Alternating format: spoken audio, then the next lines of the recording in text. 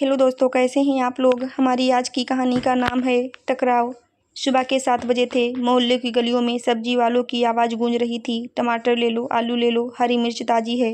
घर के आंगन में नीम का पेड़ खड़ा था, जिसकी छाया में सुजाता देवी बैठी थी। माथे पर पसीने की बूंदें थी, लेकिन मन उससे भी ज़्यादा गर्म था। वह बार बार रसोई के डिब्बे खोल रही थी और खाली बर्तनों को देखकर चिढ़ रही थी। सुजाता मन ही मन बड़बड़ाते हुए, सारा राशन साफ, न दाल न तेल न मसाले। अब इस बहू को कौन समझाए कि घर चलाना खेल नहीं है। सिर्फ सज धज कर मोबाइल पर बातें करने से बहू की जिम्मेदारी पूरी नहीं होती। इतना कहकर उन्होंने जोर से आवाज़ लगाई, रिया सुनो बहू। बैठक के कमरे से रिया निकल कर आई। अभी अभी नहाकर निकली थी, बाल खुले हुए थे और हाथ में मोबाइल था। चेहरे पर थकान और हल्की चिढ़ झलक रही थी। रिया धीरे से, जी मम्मी जी। क्या हुआ सुजाता, क्या हुआ। राशन पूरा खत्म है, आटा तक नहीं बचा। कल सुबह सुबह पूरा सामान ले आना बाजार से। और हाँ सुन लेना, तुम्हारी ननद पायल भी आने वाली है परसों। उसके लिए अच्छे अच्छे पकवान बनाने होंगे, समझी। रिया वहीं ठिठक गई। उसके चेहरे पर तनाव की रेखाएं उभर आई। उसने मोबाइल टेबल पर रख दिया और सीधे आंखों में देखते हुए बोली, रिया कड़क सुर में, मम्मी जी मैं अपने पैसों से राशन का सामान नहीं लाऊंगी। आप अपने बेटे से मंगवाइए। यह सुनते ही जैसे पूरे आंगन में बिजली गिर गई हो। सुजाता की आंखें फटी की फटी रह गईं। आज तक बहू ने इतने सीधे और कठोर शब्दों में जवाब नहीं दिया था। सुजाता हैरान और गुस्से से, क्या कहा तुमने, अपने पैसों से राशन नहीं लाओगी। अरे घर की बहू होकर ये बातें शोभा देती हैं। मैंने भी जब इस घर में कदम रखा था तो मायके का आसरा छोड़ दिया था। अपनी जिम्मेदारी निभाई थी, चाहे कैसी भी हालात हों। रिया तेज आवाज में, मम्मी जी आपके ज़माने और आज के ज़माने में फ़र्क है। मैं रोज नौकरी करती हूँ, सुबह से शाम तक ऑफिस में खटती हूँ, फिर घर आकर रसोई और बच्चे को संभालती हूँ, और ऊपर से हर बार खर्च भी मुझसे। क्यों। सुजाता तमतमा उठी, बर्तन पटक कर बोली, वह हरे जमाने, जब तक मायके में थी बड़ी संस्कारी बनती फिरती थी। अब ससुराल में आकर अपने पैसों का रोना रो रही है। अरे ये घर तेरे लिए ही तो है। बेटा दिन रात कमाता है और तू बोल रही है कि मैं क्यों लाऊं राशन। बहू ही घर को संभालती हैं, तभी तो घर घर कहलाता है। रिया सीना तान कर, घर बहू के बल पर ही क्यों टिका रहना चाहिए मम्मी जी। पति की भी जिम्मेदारी होती है। जब आपकी बेटी आएगी उसके लिए पकवान बनाने हैं, गिफ्ट लाने हैं, सब कुछ मैं ही करूं क्यों। क्या सिर्फ मैं ही हूँ इस घर की सेविका। सुजाता गुस्से में उठ खड़ी हुई। अरे बहू होकर बेटी से तुलना करती है। पायल जब आती है तो घर रौनक हो जाता है, उसका तो हक है इस घर पर। और तू तो बस हर बात में हिसाब किताब करने बैठ जाती है। रिया का चेहरा लाल हो गया। वह पलट कर बोली, ठीक कहती हैं आप, बेटी को हक है और बहू को सिर्फ फर्ज। बेटी चाहे तो चांदी की थाल में बैठे और बहू चाहे तो हड्डियां तोड़ दे। बस बिना सवाल किए उसी समय दरवाज़ा खुला और अमित, रिया का पति, दफ्तर से लौटा। उसने देखा कि माँ और पत्नी एक दूसरे को घूरते हुए खड़ी हैं। अमित थका हुआ लेकिन परेशान सुर में, क्या हो गया माँ, आप दोनों क्यों इतनी नाराज हैं। सुजाता भरे गले से, तू पूछ अपनी बीवी से। मैंने बस इतना कहा कि राशन खत्म हो गया है, कल ले आना। और ये बोल रही कि अपने पैसों से नहीं लाएगी। बेटा यह है तेरी बीवी की असलियत। अमित ने माथा पकड़ लिया। यह दृश्य नया नहीं था। अमित धीरे से, रिया ऐसा क्यों कहा तुमने, राशन तो घर का ही है, कौन लाए, इसे क्या फ़र्क पड़ता है। रिया कड़ाई से, फ़र्क पड़ता है अमित, हमेशा मुझसे ही क्यों कहा जाता है जब भी कोई खर्चा होता है। चाहे पायल दी आए, चाहे पूजा हो, चाहे गिफ्ट देना हो, सब मुझसे क्यों। तुम्हें कभी क्यों नहीं कहा जाता। तुम्हारी माँ मुझे एटीएम समझती है क्या। सुजाता चिल्लाकर, ये देख बेटा, ये है तेरी बीवी की जुबान। अपने मायके वालों पर पैसे उड़ाए तो ठीक, और इस घर में 1 रुपये खर्च कर दे तो मानो पहाड़ टूट जाए। रिया गुस्से से कांपते हुए, मायके वालों के लिए मैं जो करती हूँ वो मेरा हक है, लेकिन यहाँ सिर्फ ताने मिलते हैं, कभी कोई शुक्रिया नहीं। और हाँ अमित, अगर इस बार पायल दी आई और उनके लिए कुछ करना है तो आप खुद कीजिएगा। कमरे में सन्नाटा छा गया। सुजाता के होंठ कांप रहे थे, आंखों से आंसू छलकने लगे। उन्होंने कुर्सी पर बैठते हुए कहा, हे भगवान, कैसी बहू दी इस घर को। अमित चुप खड़ा रहा। वह समझ नहीं पा रहा था कि माँ को समझाए या पत्नी को। रिया अपने कमरे में चली गई, लेकिन उसके दिल में भी तूफान था। उसने आईने में खुद को देखा और सोचा, क्या मैं गलत हूँ, क्या सचमुच मैं कंजूस हो गई हूँ। क्यों नहीं अमित आगे आता।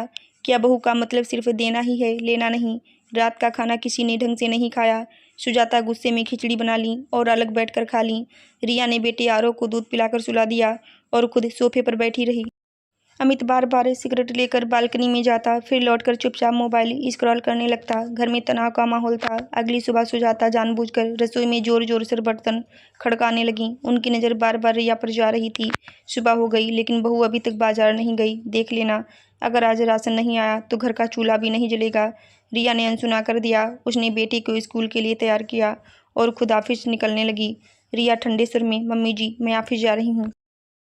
बाजार जाने का टाइम नहीं है। सुजाता जहर घोलते सुर में, आप ही जाना है तो जाओ, लेकिन याद रखना जब तक राशन नहीं आएगा इस घर में ताला लग जाएगा, न रोटियां बनेगी न दाल चढ़ेगी। देखती हूँ कैसे चलता है तेरे पति का पेट। रिया एक पल को ठिठकी, फिर बिना कुछ कहे बाहर निकल गई। उसने मन ही मन कसम खाई, अगर हर बार मुझे ही नीचा दिखाना है तो अब मैं भी चुप नहीं रहूंगी। सुबह की धूप तेज हो चुकी थी, लेकिन घर के अंदर का माहौल उतना ही अंधकारमय था। सुजाता सुबह से ही चुपचाप बैठी थी। रात की लड़ाई उनके दिल में चुभी हुई थी। रिया भी ऑफिस चली गई थी। जाते जाते उसने जानबूझकर नजरें मिलाने से परहेज किया। अमित ने भी दोनों से कुछ नहीं कहा। सब अपनी अपनी खामोशी में डूबे हुए थे। शाम के करीब 4 बजे दरवाजे पर गाड़ी रुकी। तेज आवाज में हॉर्न बजा और गेट के भीतर से एक चहकती हुई आवाज आई, मम्मी मैं आ गई। सुजाता जैसे वर्षों बाद मुस्कुराई, दौड़कर गेट खोला और अपनी बेटी पायल को गले लगा लिया। सुजाता खुश होकर, अरे पायल आ गई तू, मेरी बिटिया रानी, कैसी है तू? देख तेरा इंतजार करते करते मेरी आंखें थक गई थी। पायल ने चमकदार सूट पहना था, हाथ में शॉपिंग बैग से और होठों पर आत्मविश्वास भरी मुस्कान। पायल मुस्कुराते हुए, मैं ठीक हूँ मम्मी, बस सोचा आपसे मिलने आ जाऊँ। वैसे भी भैया और भाभी को देखे जमाना हो गया। इतना कहते ही उसने घर के अंदर कदम रखा। रिया दरवाजे पर खड़ी थी। उसने हल्की सी मुस्कान दी, लेकिन उसके चेहरे पर थकान और दूरी साफ झलक रही थी। रिया धीरे से, नमस्ते दीदी, कैसी हैं आप? पायल हंसकर, मैं तो एकदम मस्त हूँ भाभी, आप बताइए कैसी चल रही है गृहस्थी? और हाँ, इस बार मैंने सुना है कि आपके ऑफिस में प्रमोशन हुआ है, बड़ी बात है, खूब कमा रही होंगी। यह कहते हुए उसने तंज कसा। रिया ने होंठ भींच लिए। रात का खाना बनाने का वक्त हुआ। सुजाता ने जोर से आवाज लगाई, रिया देखना, पायल की पसंद का खाना बनना चाहिए। उसे कड़ी पकौड़ी और मलाई कोफ्ता पसंद है। रिया रसोई में खड़ी सोच रही थी, राशन ही पूरा नहीं है तो ये सब कैसे बनाऊं? कल तो साफ कह दिया था कि मैं सामान नहीं लाऊंगी। अमित भी चुप हैं। अब सबकी नजरें मुझ पर टिकेंगी। उसने धीरे से कहा, मम्मी जी, जो सामान घर में है उसी से खाना बनाऊंगी। मार्केट से कुछ लाना हो तो अमित जी से कहिए। सुजाता का चेहरा लाल हो गया। सुजाता, क्या जमाना आ गया है, बहू मायके का सब करती है लेकिन ससुराल में एक दाना खर्च नहीं करना चाहती। पायल देख ले तेरे रहते इस घर की हालत, मैं तो शर्म से मर जाऊं। पायल ने तुरंत बात पकड़ ली। पायल हंसते हुए लेकिन ताना मारते हुए, अरे मम्मी, आप भी क्यों चिंता करती हैं? आजकल की बहुएं ऐसी ही होती हैं, अपने लिए सब, दूसरों के लिए बहाने। वैसे भाभी, आपकी सैलरी तो ठीक ठाक है ना? 1 महीने का राशन तो आराम से आ सकता है। रिया की आंखें भर आईं, लेकिन उसने खुद को संभाला। रिया सख्त सुर में, दीदी सैलरी से घर नहीं चलता, जिंदगी चलती है, और मैं अपनी जिंदगी में हिसाब से खर्च करती हूँ। इस घर का राशन अमित की जिम्मेदारी है, मेरी नहीं। डाइनिंग टेबल पर सब बैठे थे। सुजाता और पायल आपस में बातें कर रही थी। अमित चुपचाप खाने की थाली में देख रहा था। पायल अमित से, भैया भाभी बहुत बदल गई हैं, आप ही बताइए, क्या घर की जिम्मेदारी बहू की नहीं होती? अमित ने थाली से नजरें उठाई लेकिन चुप रहा। उसका मौन रिया को और चुप गया। रिया धीरे लेकिन गुस्से से, अमित आप क्यों चुप हैं? आप ही बताइए, क्या सचमुच हर बार मुझसे ही खर्चा होना चाहिए? जब दीदी आती हैं उनके लिए सब कुछ मैं ही क्यों करूं? अमित ने गहरी सांस ली। अमित थके सुर में, रिया मैं रोज दफ्तर में इतना थक जाता हूँ कि इन बातों पर दिमाग नहीं लगाना चाहता। रिया का दिल टूट गया। उसने कटोरी मेज पर पटक दी और कहा, ठीक है अमित, आप चुप रहिए, लेकिन याद रखिए आपकी चुप्पी भी एक पक्ष लेती है, और वो आपकी माँ और बहन का। उस रात घर में फिर सन्नाटा पसरा। पायल हंसती खेलती मोबाइल पर चैट करती रही। सुजाता अपने कमरे में बेटी के आने की खुशी में डूबी थी, लेकिन रिया का मन जल रहा था। उसने खिड़की से बाहर नीम का पेड़ देखा। सोचने लगी, क्या सचमुच बहू का कोई हक नहीं होता, बस फर्ज ही फर्ज?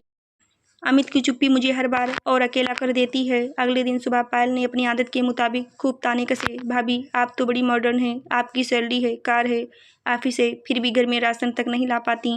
अरे मम्मी तो पूरे मोहल्ले में आपकी तारीफ करती हैं कि मेरी बहू पढ़ी लिखी और समझदार है, लेकिन अब तो। सुजाता ने तुरंत हामी भरी। हाँ बेटा, मुझे भी यही लगता है, सबके सामने मैं तारीफ करती हूँ, लेकिन असलियत में। रिया ने दोनों की बातें सुनी और भीतर से कांप गई। उसने ठान लिया, अब चुप नहीं रहूंगी। शाम को अमित घर लौटा तो देखा रिया कमरे में सामान पैक कर रही थी। अमित चौंक कर, रिया ये क्या कर रही हो? मैं थक चुकी हूँ अमित, हर बार ताने सुनना, अपमान झेलना, और तुम्हारी खामोशी। मैं अपने बेटे के साथ मायके चली जाऊंगी। अमित सन्न रह गया।